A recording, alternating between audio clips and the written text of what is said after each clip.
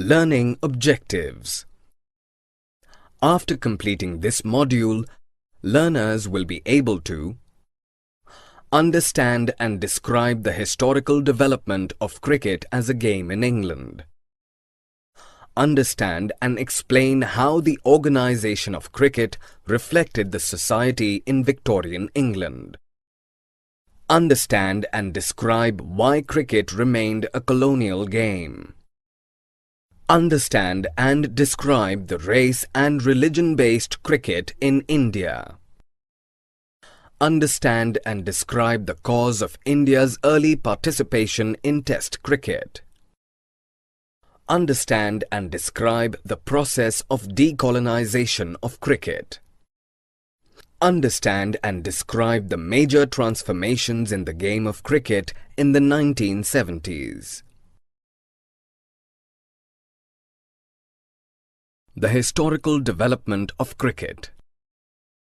Cricket is one of the many stick-and-ball games played in England 500 years ago. By 17th century, it evolved as a distinct game. One of the peculiarities of Test cricket is that a match continues for 5 days and still ends in a draw. No other game takes as much time to complete. Another peculiar feature of cricket is that the size of pitch is specified, 22 yards. But the size or shape of the cricket ground is not specified. Till the middle of 18th century, the cricket bats were curved at the bottom. The first written laws of cricket, drawn up in 1744, stated that umpires would be the last authority to decide all disputes. They also specified the height of the stumps, length of the bails, weight of the ball, and the length of the pitch.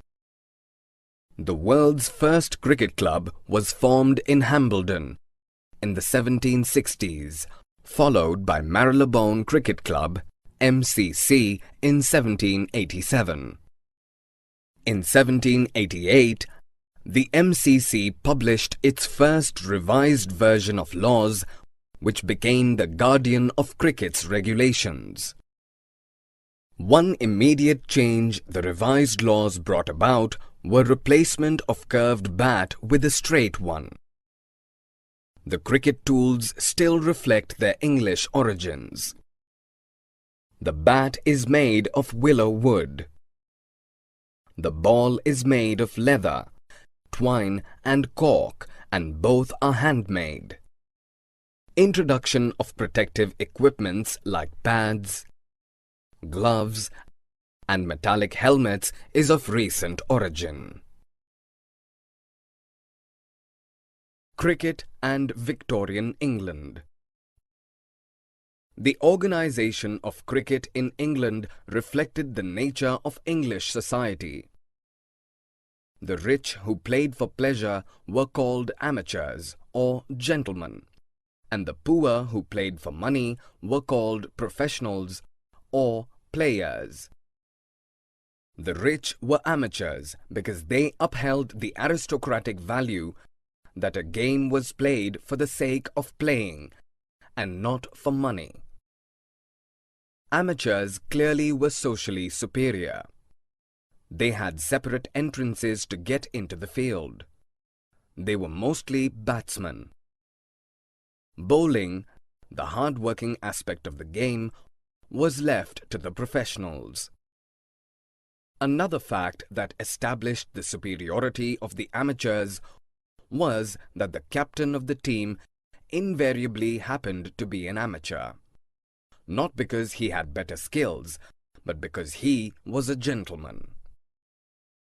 In 1930, the English Test team, for the first time, was led by a professional, the Yorkshire batsman Len Hutton. It is often said that the Battle of Waterloo was won on the playing fields of Eton. It means that Britain's military success is attributed to the values taught in their public schools. Team games like cricket and rugby are credited for instilling the value of discipline, hierarchy, code of honor, and leadership qualities in the students. These qualities helped to build and run the British Empire. The spread of cricket. English team games like hockey and football have become international games, but cricket has largely remained a colonial game. It is played mostly in countries that were once a British colony. Cricket became popular through the white settlers in South Africa, Zimbabwe, Australia, New Zealand, the West Indies, and Kenya, and through the local elites who felt superior playing a game of their colonial masters. The British had no efforts to popularize cricket in colonies like India and West Indies, where the subjects were non-whites, yet the game became hugely popular in the Caribbean. Playing and excelling in cricket became a sign of self-respect, superior social and racial status, and international standing among the natives of the colonies. The first non-white club in the West Indies was established towards the end of the 19th century. The West Indies won its first Test series against England in 1950. It was celebrated as a national achievement to send signals that West Indians were equal to the white players. A national team was given the right to represent India in a test match for the first time in 1932. Cricket, race, and religion. Cricket in India was based on race and religion. The first Indian club, the Calcutta Cricket Club, was formed in 1792. Though the British believed that Indians had no talent for cricket, the Indians proved otherwise. The first Indian community to play cricket was the small community of Zoroastrians, the Parsis. In 1848, Parsis founded the Oriental Cricket Club in Bombay, the first Indian cricket club. Parsi clubs were funded and sponsored by Parsi businessmen like the Tatars and the Wadias. The Oriental Cricket Club beat the all-white Bombay Gymkhana at cricket in 1889. In the same year, the Parsis built their own Gymkhana to practice. The Parsi Cricket Club set a precedent for other Indians. By the 1890s, a Hindu Gymkhana and an Islam Gymkhana were established. Cricket began to be organized on communal and racial lines. First-class cricket tournaments, called quadrangular, were played by 4 teams: the Europeans, the Parsis, the Hindus, and the Muslims. By the late 1930s and early 1940s, journalists, cricketers, and political leaders like Mahatma Gandhi began criticizing the racial and communal foundations of the pentangular tournament with 5 teams. It was a colonial tournament and ended with the colonial rule in India. The modern transformation of the game. Modern cricket is dominated by tests and one-day internationals played between national teams. Indian cricket fans still remember players from the days of pentangular and quadrangular matches whose career lasted a considerable duration. C.K. Naidu, an outstanding batsman, was one such player. He is remembered for his fine cricketing skills, as well as for being the first Test cricket captain of India. Others like Palwankar Vithal and Palwankar Balu of the same era, despite being fantastic players, have been forgotten because their careers lasted a short span of time. India started playing Test cricket in 1932. It was almost a decade and a half before India gained independence from Britain. The first Test cricket was played between England and Australia when Australia was a British colony and not a self-governing dominion. The small countries of the Caribbean made up the West Indies team when they were British colonies. Decolonization and sport. The process of decolonization started in different parts of European empires after India became a nation independent of the British rule in 1947. Hereafter, the process continued for almost half a century. Decolonization resulted in reduced influence of Britain in trade, commerce, military affairs, international politics, and sports. Despite Britain's declining influence, Imperial Cricket Conference (ICC) remained at the helm of affairs for long, regulating the international cricket. The ICC was renamed the International Cricket Conference in 1965. Yet, it was largely dominated by its founding members, Britain and Australia. The two countries enjoyed veto power over its different proceedings. Their privileged position was abolished in favor of equal membership in 1989. In 1950s and 1960s, England and other white Commonwealth countries continued to play Test cricket with South Africa, a country that followed apartheid policy.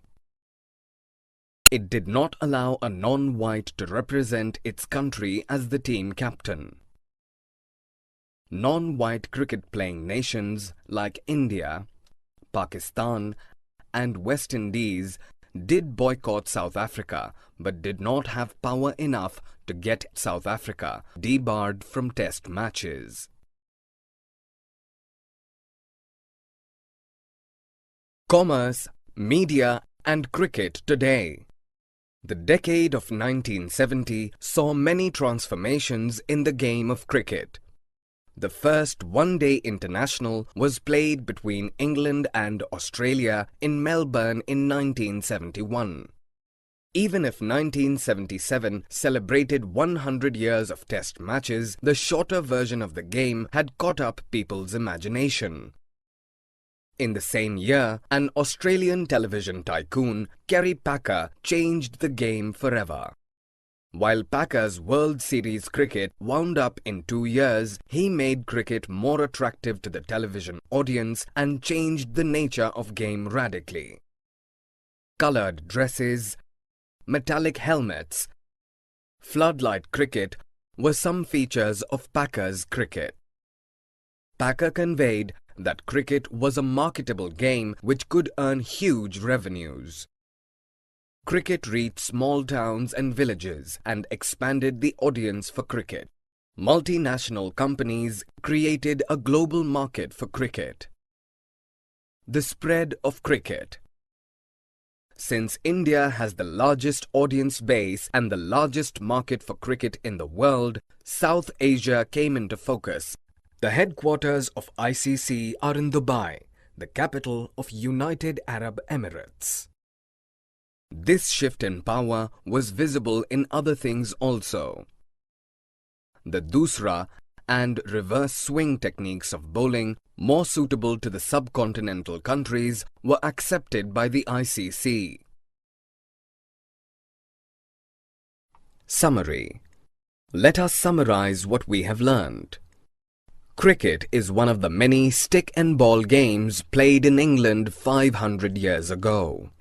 It evolved as a distinct game in the 17th century.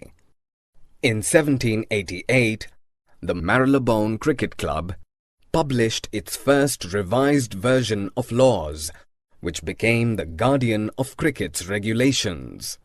In Victorian England, the rich who played for pleasure were called amateurs or gentlemen, and the poor who played for money were called professionals or players. English team games like hockey and football have become international games, but cricket has largely remained a colonial game because it was mostly played in British colonies only. Cricket in India was based on race and religion in 1700s.